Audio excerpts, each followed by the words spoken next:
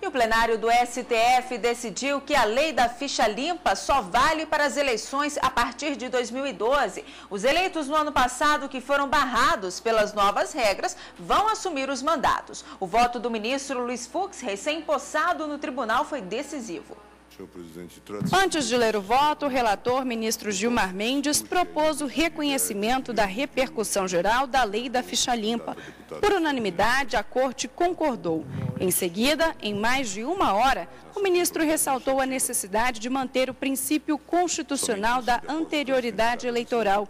Para ele, os eleitores, candidatos e partidos não podem ser prejudicados. Em síntese, presidente, ao se efetuar um diagnóstico minimamente preocupado com as repercussões da admissibilidade a qualquer tempo de mudanças no processo eleitoral, constata-se que surgem complicações não apenas para a situação jurídica dos candidatos, mas também para a própria autonomia e liberdade dos partidos políticos, os quais ficariam totalmente à mercê da aleatoriedade de eventuais mudanças legislativas.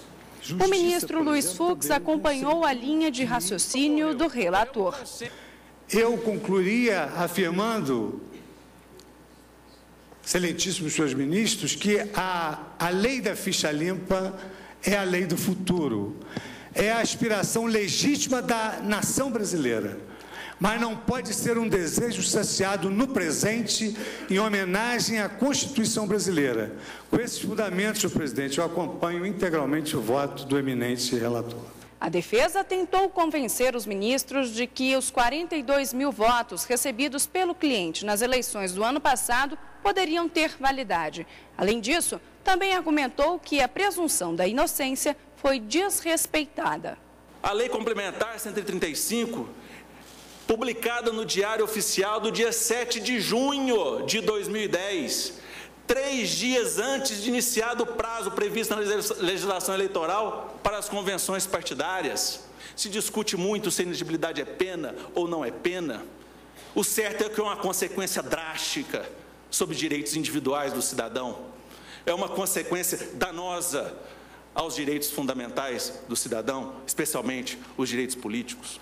Os motivos não foram suficientes para convencer a oposição no plenário. Concluo meu voto conhecendo do recurso extraordinário, mas negando-lhe provimento para manter na íntegra o acordo emanado do Tribunal Superior Eleitoral com o voto.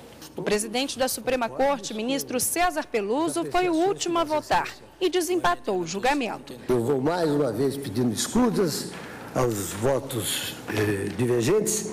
Vou acompanhar o eminente relator e proclamar o resultado.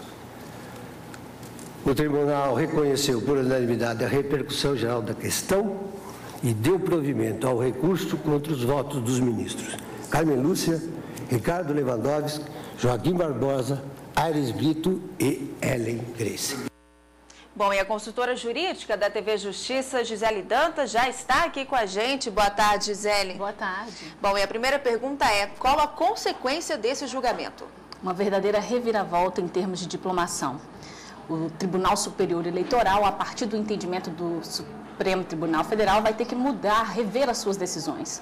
O que o Supremo decidiu é que a Lei Complementar 135, conhecida como Lei da Ficha Limpa, não vale para as eleições de 2010. Ou seja, aplica-se aí o princípio da anterioridade previsto na Constituição Federal e essa lei só pode ter aplicada um ano após a sua entrada em vigor. Ou seja, somente a partir do dia 7 de junho de 2011, a partir daí para frente, é que esta lei poderá ter incidência. O que vai acarretar?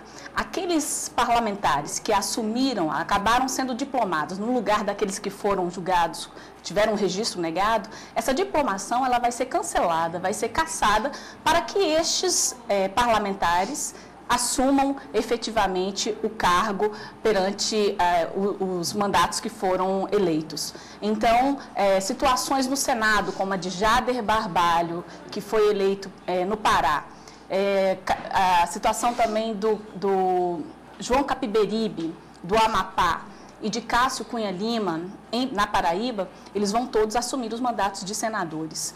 E o TSE também vai ter que fazer toda uma recontagem em relação aos votos, porque esses votos que foram para esses candidatos barrados, eles passam a ser considerados válidos, deixam de ser entendidos como nulos, e isso, inclusive, vai gerar uma consequência no coeficiente eleitoral, mudando, inclusive, podendo mudar, melhor dizendo, a bancada no Congresso Nacional. E como é que fica a situação daquelas pessoas conformando com a negativa do registro de candidatura? Eles não serão alcançados pela decisão do Supremo. Porque o que acontece? Aquelas pessoas que não tiveram interesse em recorrer, ou seja, aceitaram a decisão do TRE ou do TSE pela negativa do registro, essa situação é imutável. Eles não recorreram, não vão ser alcançados por essa decisão, porque eles sequer tiveram a possibilidade de participar do processo eleitoral. Mas aqueles que recorreram ao TSE, recorreram ao TRE, esses que não tiveram ainda uma sentença julgado, esses serão alcançados. Uma outra situação também que deve ser mencionada é com relação àqueles que foram barrados pela Lei de Inelegibilidades de 90.